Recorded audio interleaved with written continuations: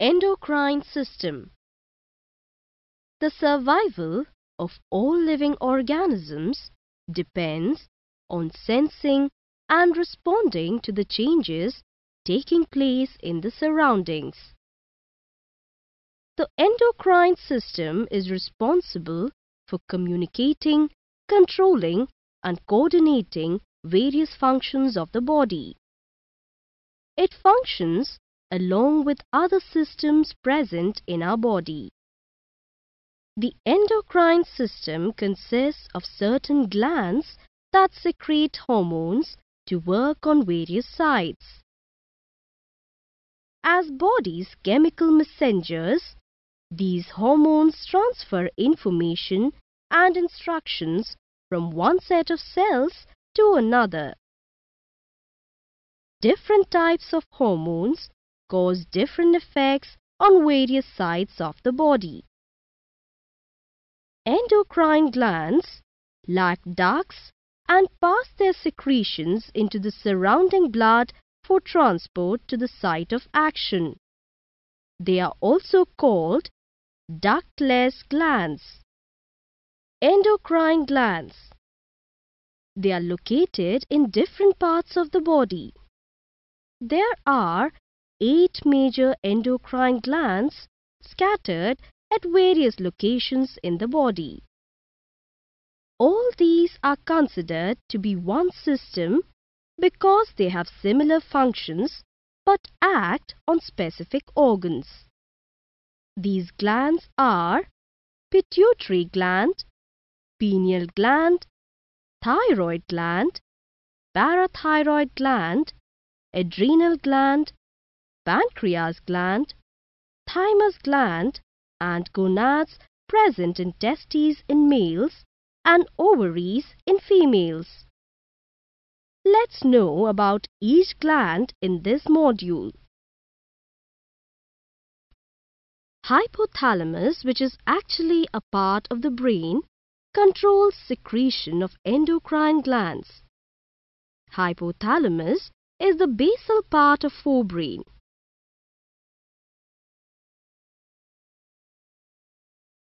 It secretes certain chemicals which stimulate one of the endocrine glands, pituitary, for secreting and inhibiting hormone production.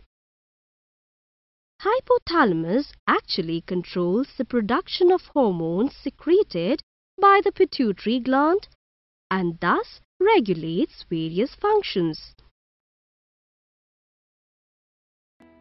Pituitary gland, present just beneath the brain, is an endocrine gland.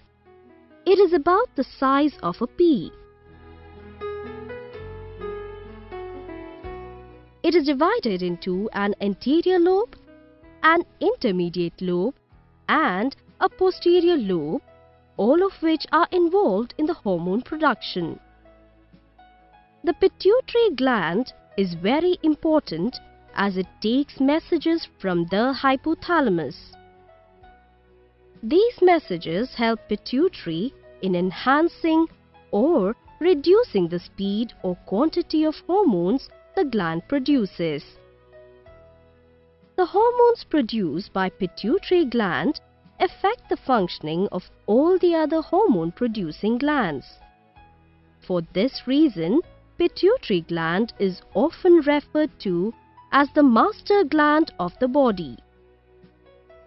The pituitary gland is involved in several functions of the body, including growth hormone production.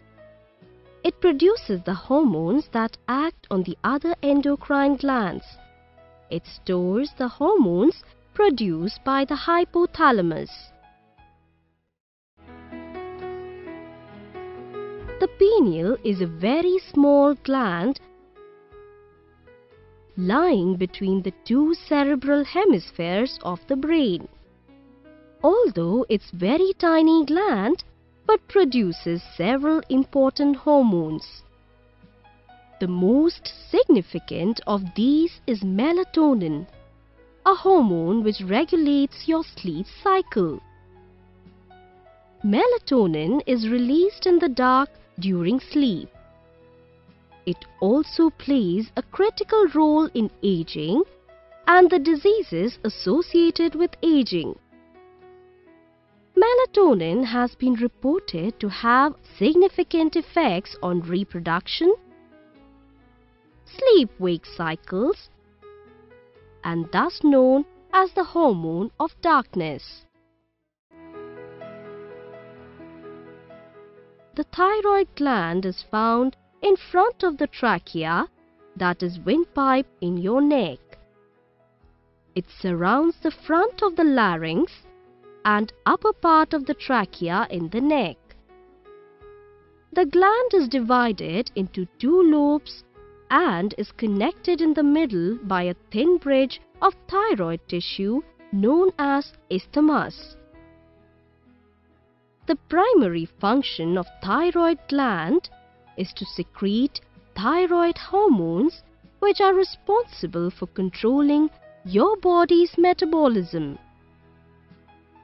The thyroid hormones are involved in regulating many functions such as your heart rate, how quickly you burn calories, and digestion. The pituitary prompts the thyroid to make its hormones, including thyroxine. However, the thyroid cannot manufacture its hormones without sufficient dietary iodine. Foods that are naturally rich in iodine include seafood and plants grown in iodine-rich soil. Iodized salt is another good source of dietary iodine.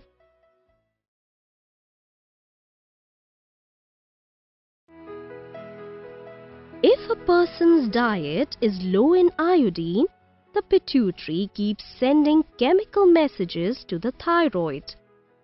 But thyroid is not able to secrete hormones. The thyroid gland enlarges as it attempts to meet the pituitary's demands. It leads to a medical problem known as goiter. Goiter is an enlarged thyroid gland and is associated with an abnormality of thyroid function.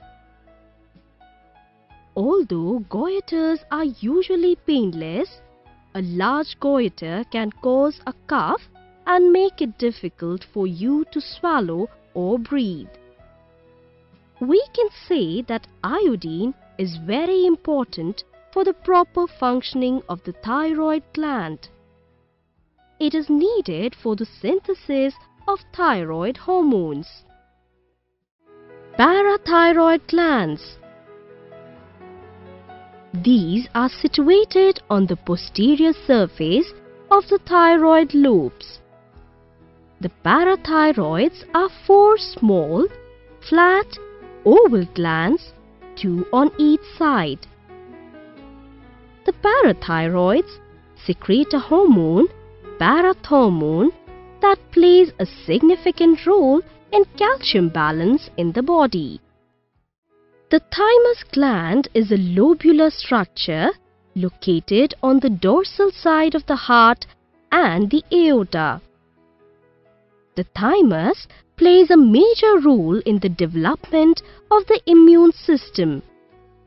This gland secretes a hormone called thymosin that stimulates the development of T lymphocytes, a type of white blood cell that plays a central role in cell-mediated immunity. Thymus degenerates in old individuals, resulting in a decreased production of thymosin. As a result, the immune responses of old people become weak. The adrenals are paired glands placed on the top of the kidneys. These are yellowish in color and composed of two layers. The centrally located tissue is called adrenal medulla, and outer to it lies the adrenal cortex. Two main hormones produced by adrenal glands are cortisol and aldosterone. Cortisol and aldosterone are classified as steroid hormones. Cortisol helps the body respond to stress and helps to regulate blood pressure and blood sugar levels.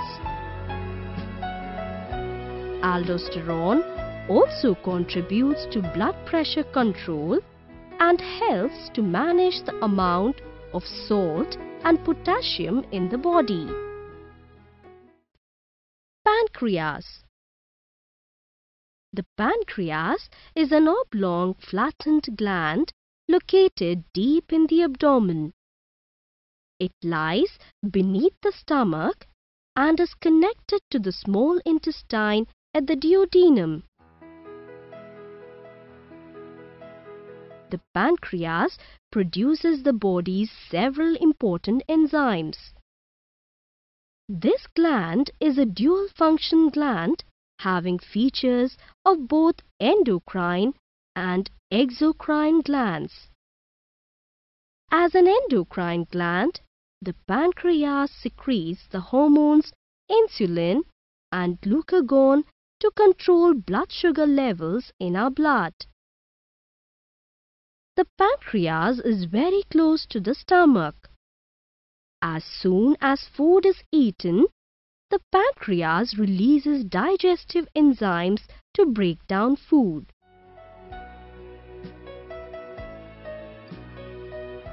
As the food is digested, the pancreas produces insulin to help the body store the glucose in the form of energy.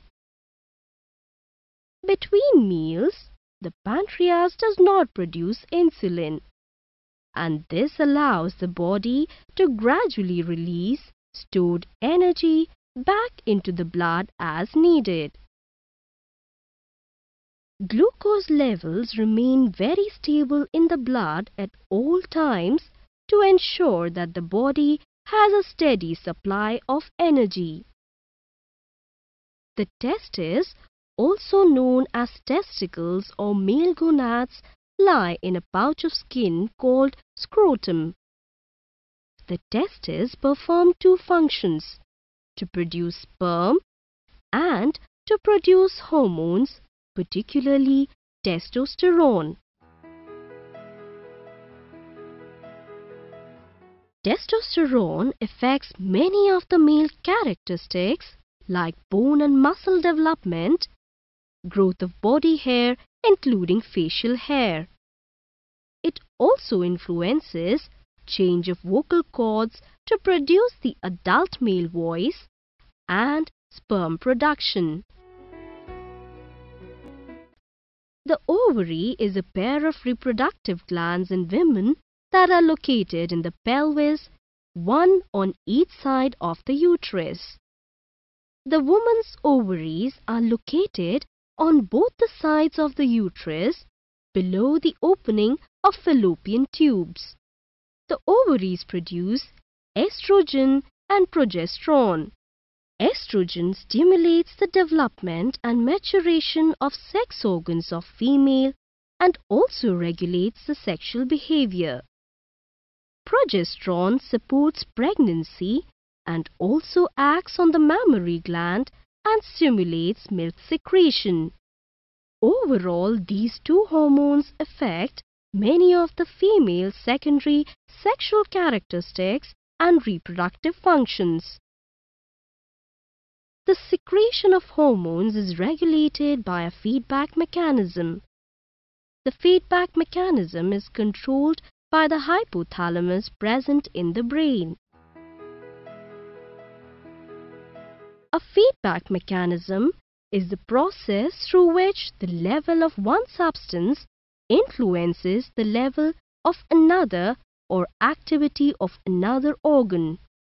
Imagine you are strolling on a hot summer day. The sun rises higher in the sky and it is quite hot all around. Your body senses that your internal temperature is rising above 37 degrees centigrade and you start to sweat. This reduces your body temperature by evaporating water from your skin, returning your temperature to normal. Negative feedback mechanisms push a system back to its original natural position. For smooth working of most of the human systems, negative feedback mechanism is usually very helpful. The pancreas is an endocrine gland which produces hormones which regulate blood glucose levels. The control of blood glucose levels operates by a negative feedback mechanism. When the blood glucose level goes up, the pancreas detects the blood glucose rise.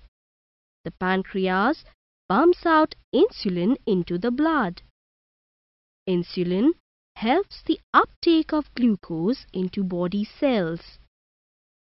This lowers the blood glucose level to a normal set point, and the pancreas detects the fall and switches off insulin production. When the blood glucose level goes down, blood sugar, that is glucose, drops. Pancreas detects it and switches on the output of glucagon into the blood.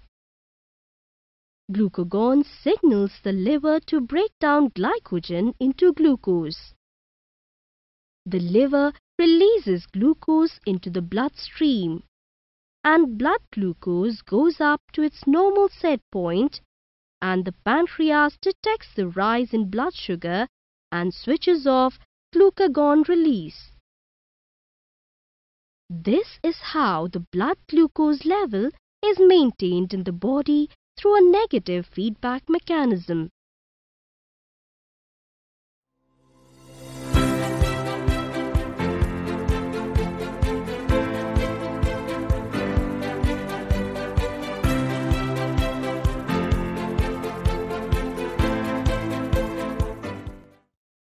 Asexual modes of reproduction.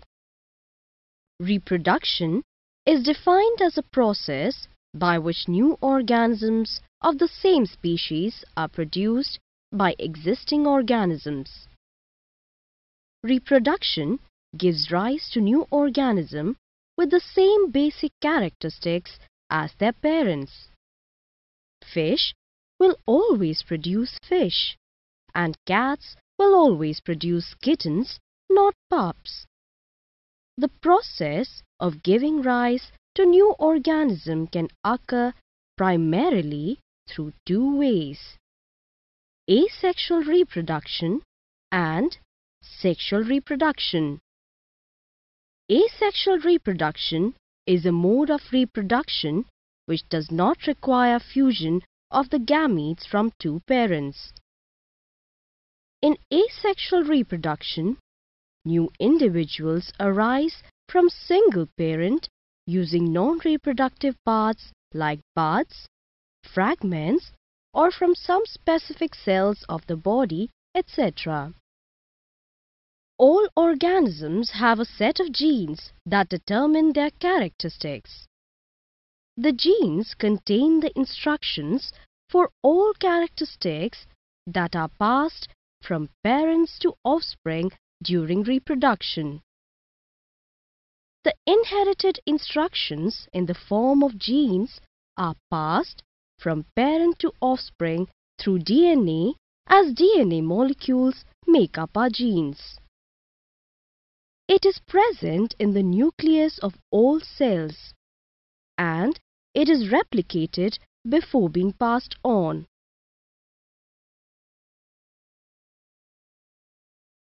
Asexually reproducing organisms normally pass on identical genetic information from the parent to offspring, whereas sexual reproduction produces offspring resembling their parents but exhibit some variations from them. Asexual reproduction does not require two parents or special cells like sperm and ova. So, asexual reproduction takes place without the fusion of gametes. This process requires less energy and allows rapid multiplication of the species. There are many modes of asexual reproduction happening in various organisms. The process of cell division through which one cell divides into two is used by some organisms to produce new individual from the parent body. A variety of ways are adopted by various organisms to reproduce asexually. Fission, budding, spore formation, regeneration, etc. are the common ways through which organisms reproduce asexually. Let's start with fission. Fission, in this type of asexual reproduction, a fully grown parental organism divides into two or more daughter cells. This means a whole parental body acts as a reproductive unit. Fission is of two types depending upon the number of daughter cells produced: binary fission and multiple fission. In binary fission, a parental body divides into two cells. In multiple fission, a parental body divides into many daughter cells. Fission is the simplest and most common method of asexual reproduction found in protozoa, bacteria, algae, etc. Fission involves two processes. Karyokinesis means the division of nucleus, followed by cytokinesis means the division of cytoplasm. In fission, all daughter cells contain an exact copy of the genetic information which is present in the parent cell. Most bacteria depend on binary fission for reproduction. Before the process of binary fission begins, a bacterial cell duplicates its genetic material, enlarges in its size. It almost grows twice its original size and then starts dividing. First, the nucleus divides into two parts, and then cytoplasm starts splitting. Each daughter cell receives one copy of DNA present in its nucleus. This is the way bacteria increase in numbers so rapidly. This is amoeba, one of the simplest living animals made of a single cell. It belongs to a group of protozoa. This is the nucleus. Here, the nuclear material present in amoeba first replicates, means gets doubled. Nucleus disintegrates to form two nuclei. Now, cytoplasm also starts dividing. Soon this single-celled amoeba divides into two cells. These two cells thus formed are known as daughter cells. So, organisms like amoeba are immortal because each new formed cell has complete material from the parent cell. Let's observe more organisms reproducing through binary fission. Binary fission in Euglena. This is Euglena, a one-celled organism that moves with the help of a single flagellum. Euglena has chlorophyll in it, the substance that plants contain to make their own food. This animation shows the euglena dividing into two daughter cells by splitting down the middle along the longitudinal axis. The nucleus, chloroplast and basal bodies all divide, so each new cell will have equal cell components. Binary fission in paramecium. This is paramecium. In this organism, binary fission initiates by forming constriction on the cell surface. Gradually, a transverse wall is formed dividing parent cell into two daughter cells. These two cells separate and each behaves as an individual paramecium. In multiple fission, nucleus of a parental body divides into many daughter nuclei. Example is Plasmodium. The nucleus divides repeatedly by mitosis.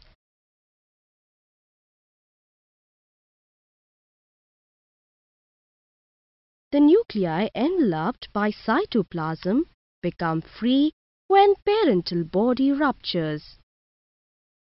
All nuclei surrounded by some amount of cytoplasm develop directly into the adults. The number of offspring thus produced is usually very high. In fission, every time each daughter cell receives an exact copy of the genetic information which was present in its parent cell. Budding. It is a method of reproduction in which a new organism is formed in the form of a bud. Try to understand with the help of an example. This is Hydra. Its body is shaped like a thin cylinder with several tentacles extending from the mouth. During budding, Hydra simply forms a bud on the side of its body. The rate of growth of bud is controlled by the food present in the surroundings. The young Hydra develops tentacles and then breaks off, fully prepared to exist on its own. Buds are produced every 2 to 3 days under favorable conditions. See another example of budding. These are yeast cells. They usually reproduce by budding. An outgrowth in the form of a bud-like structure gets formed on the parent cell. The nucleus of the parent cell splits into a daughter nucleus and migrates into the daughter cell. This bud or newly formed daughter cell continues to grow until it separates from the parent cell, forming a new cell. Many buds may start growing at a time. Soon they break away and take up an independent existence. Let us compare budding with the fission. Unlike the fission, the identity of the parent body is retained after reproduction in budding.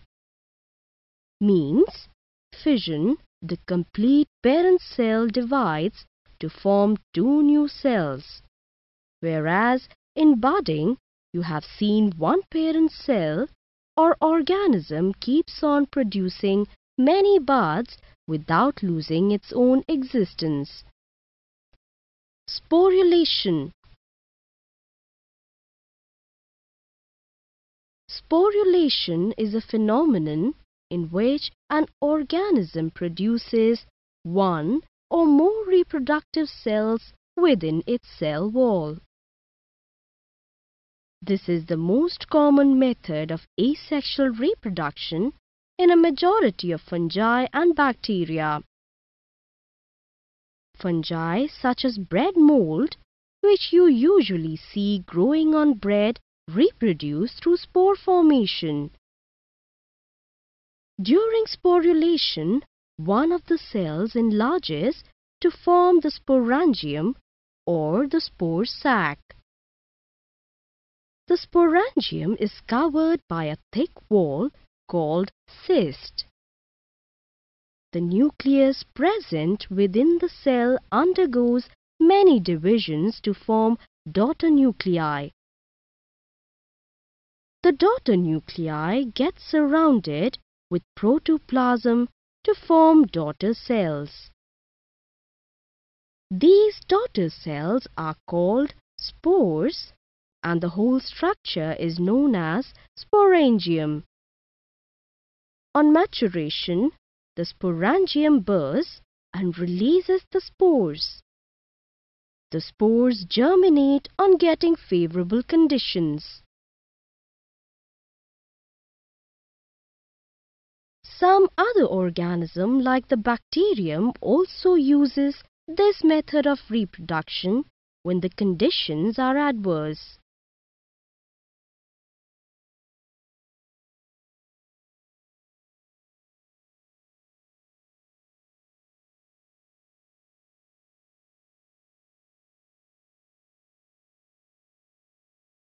When the conditions become normal, each spore is capable of growing into adult bacterial cell.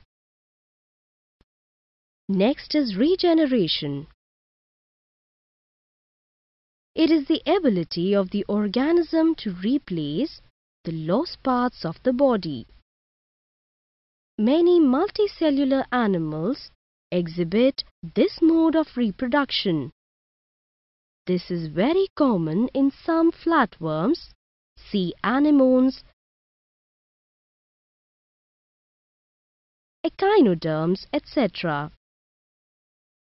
In this type of reproduction, from any cut portion, the whole organism may regenerate. This ability of regeneration depends upon the complexity of organism's body. This is planaria, another tiny organism that shows regeneration capability. Each of these fragments develops into a mature worm and the process is repeated. Each fragment of the damaged worm is able to rebuild a miniature flatworm complete with head, tail, eyes, mouth and internal organs. Another example of regeneration for asexual reproduction can be seen in a very beautiful echinoderm, starfish. Here you see, if a part of an arm of this starfish breaks off, it not only regenerates the arm, but the broken piece of this arm also grows into an entire organism. Fragmentation and regeneration in Spirogyra. Spirogyra is a type of algae that belongs to genus Filamentous. It reproduces both ways, sexually as well as asexually. In vegetative reproduction, fragmentation takes place and then each fragment regenerates. The filaments of Spirogyra upon maturation break into small pieces of fragments which grow into new individuals. Each of these fragments develop into mature filamentous body of Spirogyra. If the organism splits further, the process is repeated.